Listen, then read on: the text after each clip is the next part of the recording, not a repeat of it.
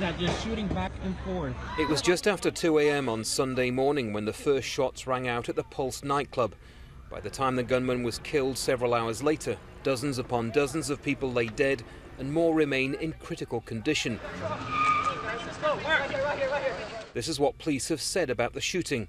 2:02 a.m. Armed with a rifle and a handgun, the gunman enters the nightclub and opens fire. 7 minutes later, the club posts a message on its Facebook page: "Everyone get out and keep running." 3 a.m. An armed off-duty officer and the gunman engages in a gun battle. The attacker retreats to another area of the club, holding several clubgoers as hostages. 5 a.m. The police decide to go in. They detonate 2 explosives and a SWAT team storms the venue. The gunman is killed and one officer is slightly wounded. The carnage inside the club is such that anxious relatives are still waiting for news of their loved ones. I don't know where my son is. No one can tell me where my son is. If he's been shot, if he's dead, no one knows.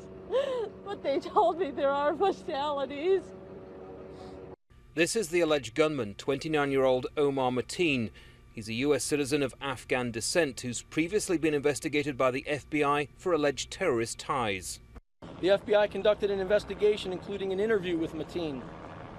We determined that contact was minimal and did not constitute a substantive relationship or a threat at that time. It has been reported that Mateen made calls to 911 this morning in which he stated his allegiance to the leader of the Islamic State. We are looking into any and all connections, both domestic and international. For Orlando's LGBT community, this is a dark hour, but calls for blood donations have been met by an overwhelming response from the public.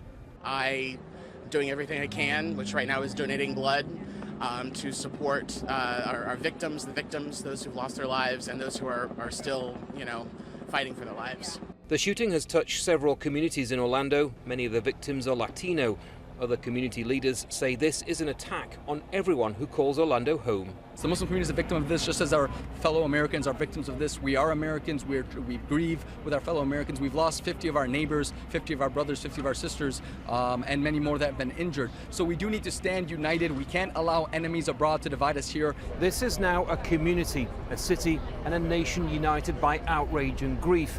And whilst many questions remain about how and why this happened, Orlando is focused on those that lost their lives and those that continue to fight for them.